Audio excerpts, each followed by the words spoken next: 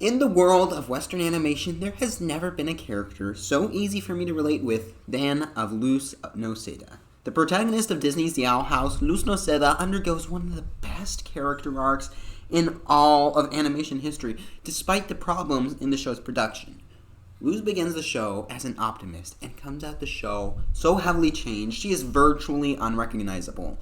With the brilliance of this character arc, today we will discuss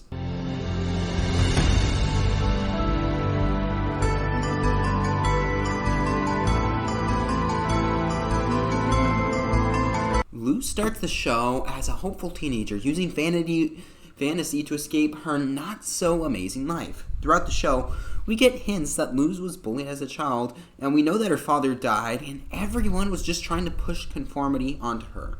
The Good Witch Zora, one of Luz's last connections to her father, is seen as a bad obsession stopping her from making friends, even though Camila, Luz's mother, found her husband, Luz's father, through a similar fandom. And with fantasy as an escape, when people tried to change Luz, she would cling onto the fantasy worlds even more. But all this we don't learn until late into the show, and we start out thinking Luz is just a bit quirky.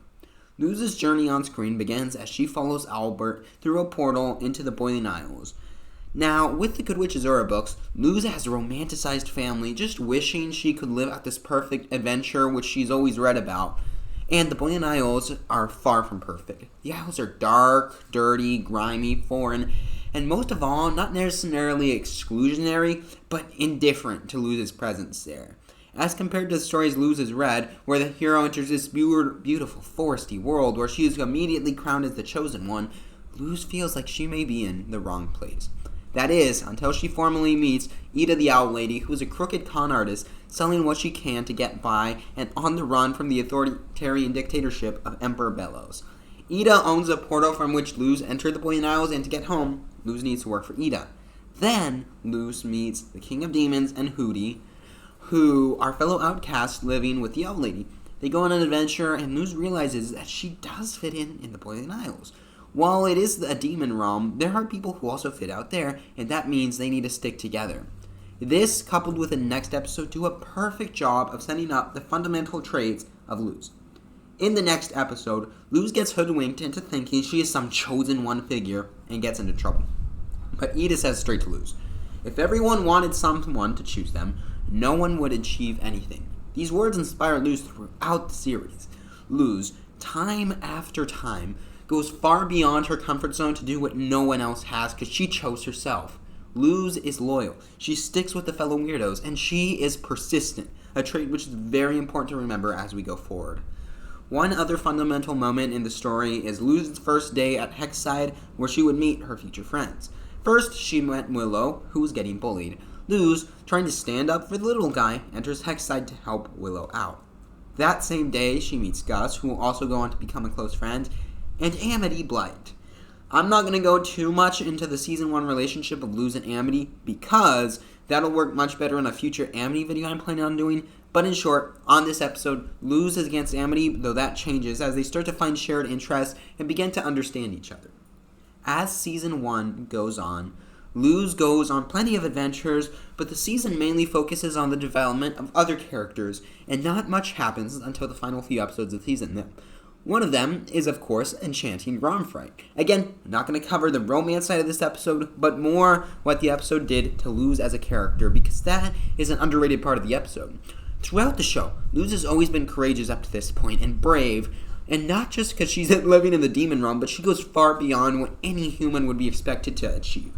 But this episode shows us that Luz does have insecurities, and she hasn't mastered them either.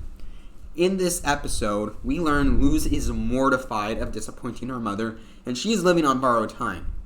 While Luz feels so happy in the Boiling Isles, she fears more than anything that her mother won't accept this part of her and this thing that makes her happy. Now, this works as a great queer allegory and being closeted, all that, but it also sets up Luz's downfall in future seasons. One thing I absolutely love about this episode is, of course, the dance scene. It's gorgeous. And it's probably one of the best moments in Amity's life, which has been pretty horrible up to this point. But it must have been a pretty horrible moment for Luz. By doing the dance with Amity, it meant Luz wasn't strong enough to defeat Grom on her own. and she couldn't protect the one she loves. She almost doomed the Isles in her point of view, and we see Luz reflect on that as the episode ends.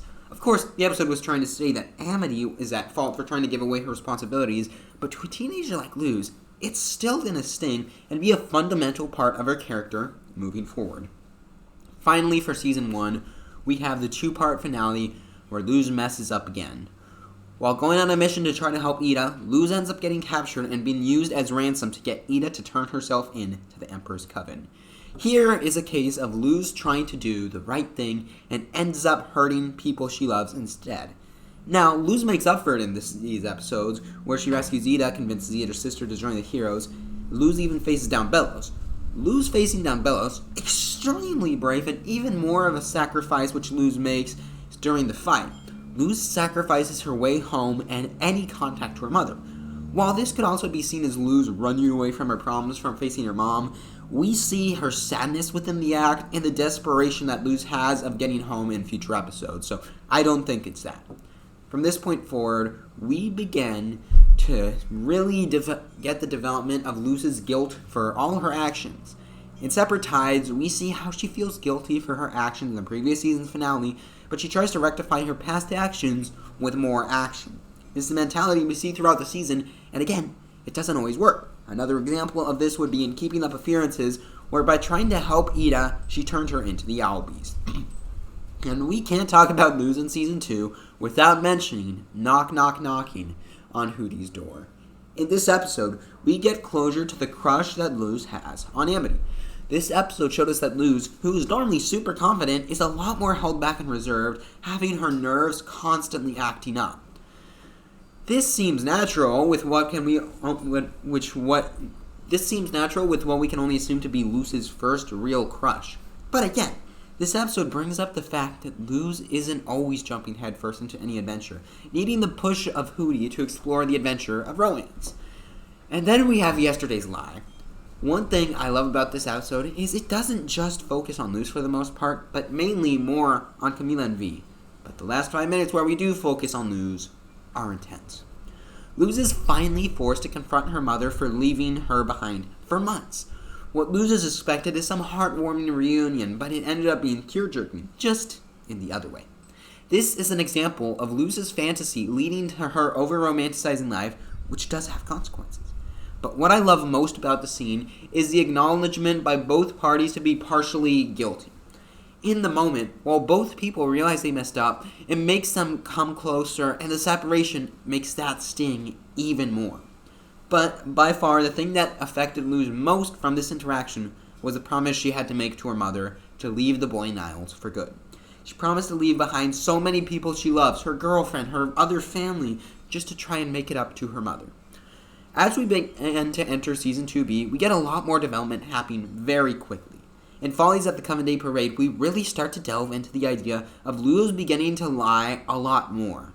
I think a big reason why this happens is that Luz just confessed to her mother, which ended up in the consequence that Luz promised on leaving the Boiling Isles.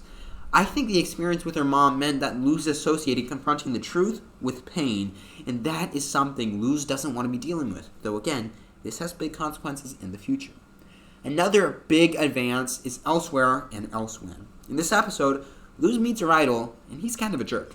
This episode continues the idea that Luz's over-romanticization can have negative effects, though it acts more as set up for future development. Another episode we cannot forget is Reaching Out. On the anniversary of Luz's father's death, the strains on Luz and Amity's relationship becomes even more realized due to Luz's lying. While Lumity comes out stronger than ever, it was a very rocky right there in the middle, and was only saved when Luz did tell the truth. In this episode, Luz finally learns that no matter how painful the truth is, it's good to know. That is a sentiment where the salt would get rubbed on the wound just a few episodes later, where Luz learns just about the most painful truth she could have. By traveling to the past and helping her hero in Elsewhere and Elsewhen, she gave Belos the final tool he needed to begin his dictatorship. Luz gave Belos the key to causing all the suffering, and Luz just breaks. This is why when King's Tide comes around, Luz is ready to sacrifice herself from the world and sacrifice herself for the world and keep them safe from Bellows. She would give her whole life in the Borean Isles up to protect them from Bellows by being his guide in the human realm. This doesn't work, and by the end of the episode, Luz has saved the lives of her friends, but stranded them in a distant land and trapped the rest of her family with a threat even bigger than Bellows and the Collector. As we begin to enter Season 3 of The Owl House, Luz has a total relapse. Everything she has learned about making her own destiny, helping others, honesty, even just the capacity to have friends, Luz abandons all of those lessons and hides inside herself for comfort.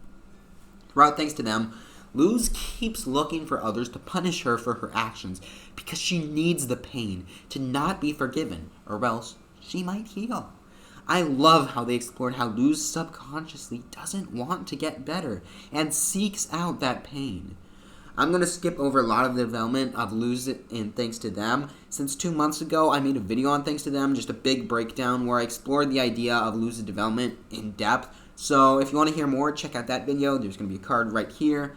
But, in summary, Luz, who, like I mentioned earlier in the video, is someone who never gives up, who's persistent, gave up. She craves the pain in this episode to justify her guilt and stop the healing. And it is so painful to watch, but it is accomplished perfectly. The depression arc for Luz, it's gorgeously written, but it's painful. It hurts, and you can feel it. Before I watched Thanks to Them, I thought Luz was a pretty plain character, above average protagonist, but nothing amazing. This episode changed that, and made Luz so much more relatable, and made the coming ascension of her character even more potent. Compared to what Thanks to Them does for the character of Luz, for the future is pretty tame. In the episode, Luz finally comes to peace and forgives herself. She realized that being distant from her friends ended up hurting them more than being at their side. Finally, though, we have watching and dreaming. We start this episode where Luz once again is forced to face her fears, although the shape has changed. I really wish we got an actual Grom comeback instead of the puppets, just to make it a bit more poetic, and I feel like they might have done something like that if we got the whole show. But either way, Luz finally faces her fears and can heal. She realizes that she's not hurting her friends. They love her. She loves them. This also leads to Luz being able to forgive the Collector, another kid who's just in this pain and is expressing it the only way he knows how. The only difference between the Collector and Luz is that Luz hides inside herself her pain, and the Collector uses others to hide his pain. It's a perfect way to redeem the Collector in a way that no one besides Luz could do. And we are also about to see Luz make the ultimate sacrifice. While I do wish Luz stayed dead in this episode, I have to admit the setup, the way Luz died, was perfect. In Season 1, Luz was trying to help Ida, her mentor figure, and got Ida in trouble. Luz felt guilt about that for so long and have just forgiven herself for that. And now, Luz is acting kind of like a mentor to the Collector, helping him get redeemed, and he was just trying to help, and he got Luz in trouble. When Luz forgave herself, she not only let go of her baggage, but began to understand why no one was ever mad at her. Luz grew up in this moment and was willing to give herself up for the youth so they can have a better future. I love the title of the Season 1 finale, Youngblood Old Souls, but when you think about the episode and the context of how Luz's actions in the show's finale parallels Ida's back then, it just makes the poetic justice so rich, and it makes the title work even better. When Luz sacrificed herself, she grew up. Her soul matured in age, just like Ida's all that time ago. And I think the scene captures that this mature soul in Luz is when she has the realization that glyphs no longer work. This scene may be the most gorgeous in the whole show, and the visual symbolism is strong. The shot reminds me of another one in Witches Before Wizards. I used these two frames in the thumbnail, or at least the old thumbnail, I might have changed it, because it shows the growth of Luz. At the start, she was so simple and innocent, as illustrated by her clothes and her design. Now, she's in a witch costume. She found a family. She learned magic. And yet, she went through so much struggle and pain, and we see that in the much more complex character design. She grew up. In this one shot, I think we can see Luz reflecting on her whole journey as it comes to an end. It is such a mature moment, and it really captures that old soul inside of Luz. Now, the epilogue shows Luz still does have youthfulness. She's still cheery, but Until we get some sort of spin-off to expand the character, Luz holding up the glyph, a relic of her past life, so to speak, as that part of her is now dead, that is where the journey of Luz Noceda ends. I really hope you enjoyed this video. It has been my longest character deep dive yet, so tell me if you enjoyed the format and also if you want more. One more thing, I really love the ending shot so much, that one I mentioned. So while working on this video, one night I just drew it, so tell me what you think. Another Owl House video I'm very proud of is my video discussing the positives of the Owl House cancellation. I explain a lot of why I kind of prefer the shortening of the season and what we could have gotten, so even if you disagree, we can start a conversation there in the comments, so I hope to see you in that video. Thank you all so much for watching. I have been Fictional Fanatics. I will see you in that other Owl House video, but until then, bye.